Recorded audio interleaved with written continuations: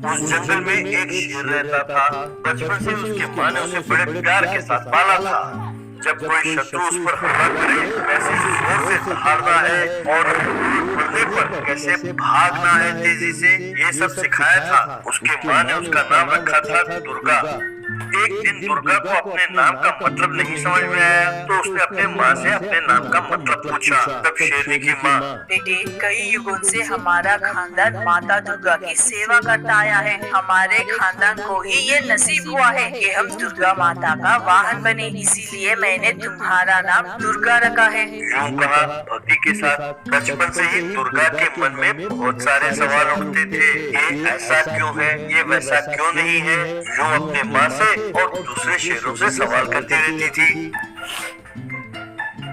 एक दिन उसने एक बूढ़ी शेरनी से, मौसी, मेरे पिताजी कहाँ हैं? मैं कभी उन्हें देखा ही नहीं। तब वो शेरनी, अरे क्या पूछती हो बेटी, तुम्हारे पैदा होने से पहले ही तुम्हारे माँ से परेशान होकर तुम्हारे पिताजी जंगल में चले गए। अब तक उनकी कोई खबर नहीं मिली। तब दुर्गा, माँ से परेशान होकर मतलब? तब मौसी, अरे बेटे, तुम्हारे पिताजी बड़े मेहनत करके जंगली सुअर और हैन वगैरह का शिकार करके लाते और तुम्हारे माँ से कहते, अरे इसके छोटे छोटे टुकड़े करके नमक डालकर गर्मा गर्म तैयार रखो। और तुम्हारी माँ उनकी बात ना सुनकर ये सारे मांस सामने वाले गुफा में दूसरे शेरों में बांटती थी। तुम्हारे पिताजी के खाने के लिए कुछ बचता ही नहीं। उन्हें गुस्सा आ गया और घर छोड़कर वो जंगल की ओर चले गए। तब दुर्गा, ये तो ठीक है मौसी, पर एक बात बताओ, क्या हम उस जंगली मांस में सिर्फ नमक डालते हैं या कुछ और भी? तब मौसी, अरे बेटा,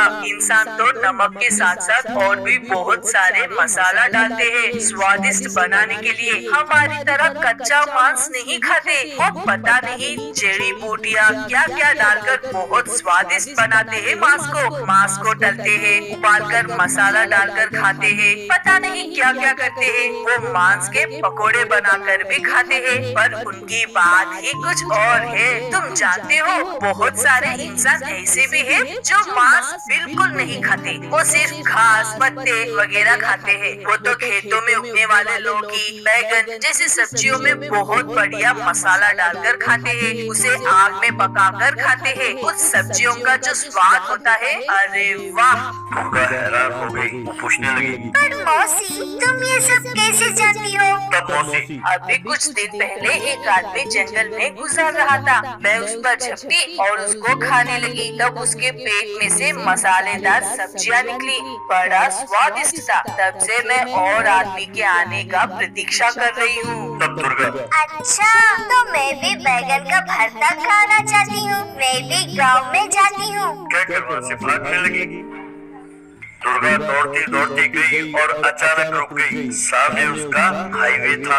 बहुत सारी गाड़ियाँ इधर से उधर और उधर से इधर तेजी से जा रही थी। उस आवाज से डरकर वो पेड़ के पीछे छुपकर खड़ी हो गई। कुछ देर बाद आने जाने वाली गाड़ियों की मात्रा कम हुई और आवाज भी कम हुई, तो वो झाड़ियों के पीछे से बाहर निकली।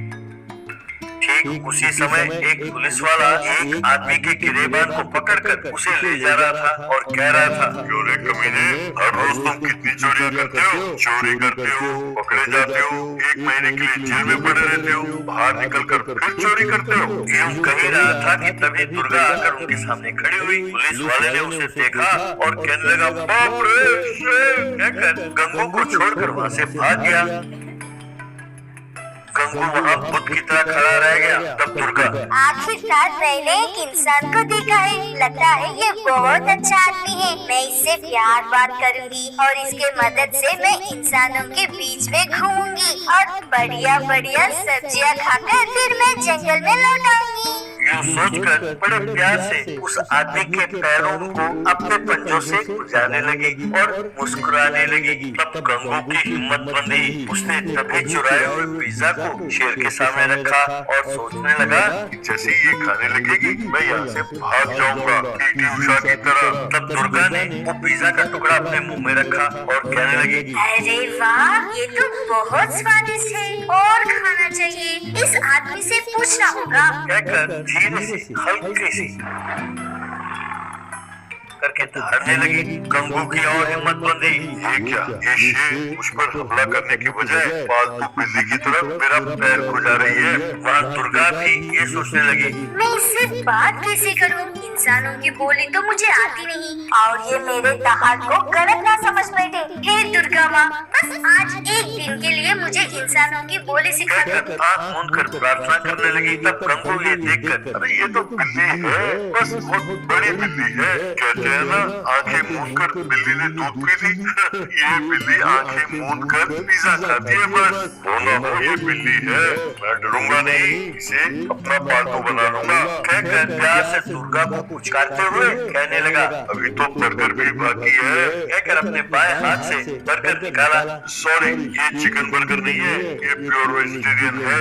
दुर्गा ने वो भी खाया और कहने लगी, कोई बात नहीं, मैं प्योर वेजिटेरियन हूँ, शाकाहारी। तब गंगू दंग रह गया। कहने लगा, तुम बोल सकती हो? तब मुस्कुराती हुई दुर्गा, हाँ। तब गंगू, पर यूं दांत क्यों दिखाती हो लोगों को डराने के लिए? तब दुर्गा, ये मैं मुस्कुरा रही हूँ। मुझे तुम्हारे रोटियाँ सब्जियाँ खाने का दिल कर रहा है। तब गंगू, बस इसी बात, तो चलो मेरे साथ। कहकर शेर के साथ साथ पैदल जाने लगा। सीधा एक ढाबे में गया। उन्हें देखकर वहाँ खा रहे लोग सब कुछ छोड़कर तितर बितर हो गए। कैश काउंटर के पास बैठा हुआ बूढ़ा आदमी शेर को देखकर बेहोश होकर वहीं गिर गया। सिर्फ एक वेटर था जो थर थर कांप रहा था। तब गंगू, अरे डरो मत, ये शेर नहीं, मेरी पालतू बिल्ली है। एक काम करो, एकदम बढ़िया सा वेज मंचूरिया, वेज फ्राई, बैंगन भरता, यूं सारी सब्जियां एक एक बाटी भर कर लाओ और साथ साथ ढेर सारी रोटियां ले आना। यूं कहा। तब वेटर, ठीक है साहब, कहकर अंदर की ओर भागा। तब गंगू दुर्गा से, प्लीज टेक योर सीट, कहकर वो कैश काउंटर के पास गया और जितने पैसे थे वहाँ सब अपने जेब में ठूस लिया। तब वेटर ने आकर उनके सामने सब कुछ रखा। तब गंगू दुर्गा से, अब शर्माओ नहीं, दबा कर खाओ। दबा कर खाने के बाद दुर्गा अपना मुंह पोंछने लगी। तभी बहुत बड़े सायरन के साथ पुलिस की गाड़ियां आकर वहां रुकी। तब गंगू, दोस्त भागो भागो, वरना ये इंसान तुम्हें जीने नहीं देंगे, कहकर खुद वहां से भाग गया। दुर्गा भी कुर्सी मेज के ऊपर से फांदते हुए जंगल की ओर भाग गई।